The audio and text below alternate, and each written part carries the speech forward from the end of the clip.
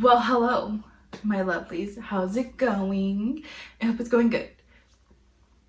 If you do not know who I am, my name is Reyna.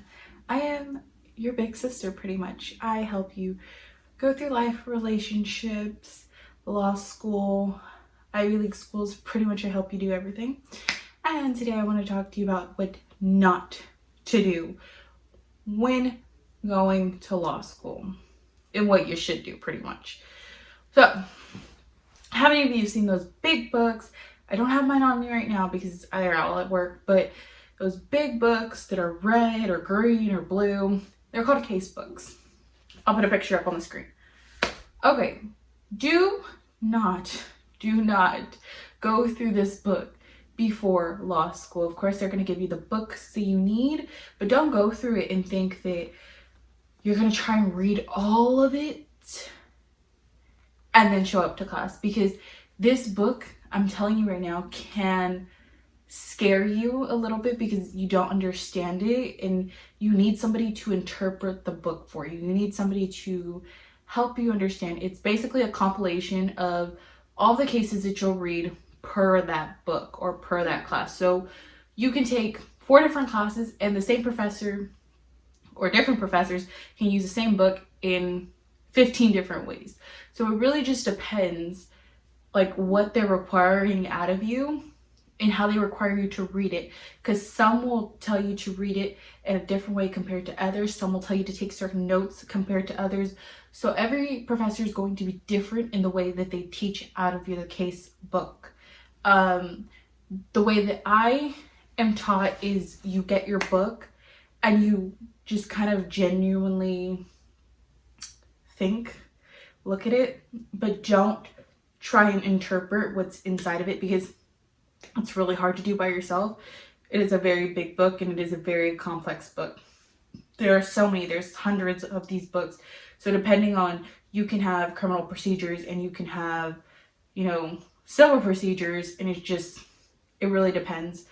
There's so many different things. There's torts, all the books are going to be different compared to the classes, the professors, the way they want you to interpret it, the way they want you to read it, the way they want you to take notes on it. So don't go into it thinking that your professors, you have this whole case book, like, okay, I have 5 books I'm supposed to purchase. These books are really pricey, just to let you know. And I'm going to go through all of them before school even starts. Do not do that because you are going to confuse yourself. Because if you have a criminal procedures book, you go into crim and don't read it the way you were reading it, you're kind of screwed in the end because you read it one way and that's not how it's supposed to be. Mindset when going into school is going to be a big thing, because if you're going to go in there like, I'm just here to make the money and I'm here to make like big bucks and I'm trying to be a big boss lawyer, you're going in for all the wrong reasons. Always know that. Go in with a purpose, a passion. I always say that. Go in with a good story, something that you truly believe, because you can put it on your personal statement that you're like, I want to change the world and I want to do the X, Y, and Z. And then you go in, like actually going into school, and it's like totally different than what your personal statement said. So don't go in with the wrong mindset of, I'm only here to make money. Like, it's about who you can help and who you can impact in the world. Always remember that. So don't think that just because you got into this big school or any law school in general that you are a big bad because you think that it's all about money, because it's really not. It's about who you can help and who you can impact.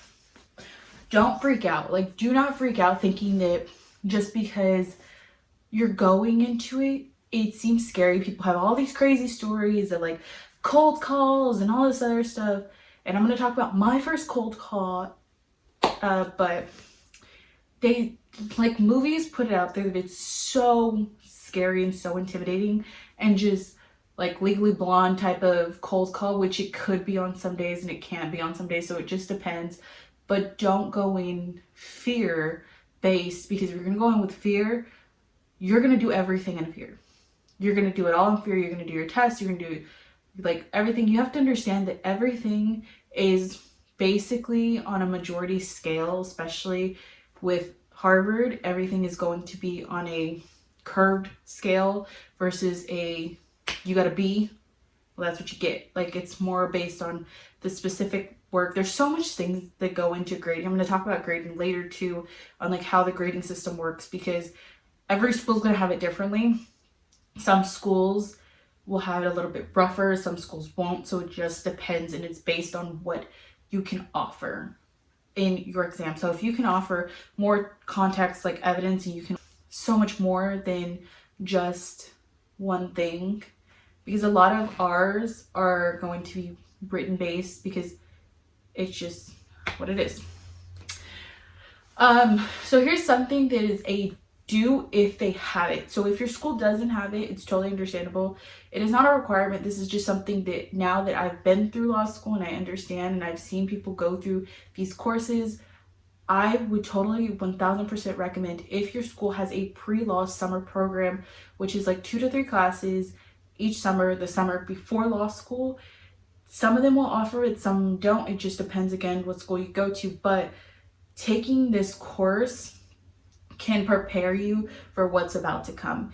It's not saying that like, oh my God, this is intimidating. It's just saying, hey, these are the things that could happen. This is kind of how they want you to read. This is kind of, it's just a guided way. It's like more of a sway versus like a straight through the door type of thing. So it's like, hey, we're gonna go here. Hey, we're gonna go here.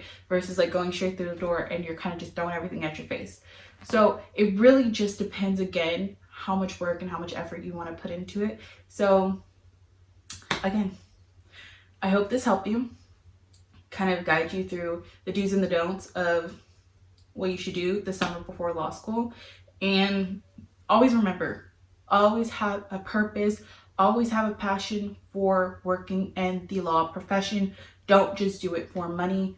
Always have a story behind it. So thank you so much for clicking on this video. I love every single one of you, and I cannot wait to see you in my next video. Bye.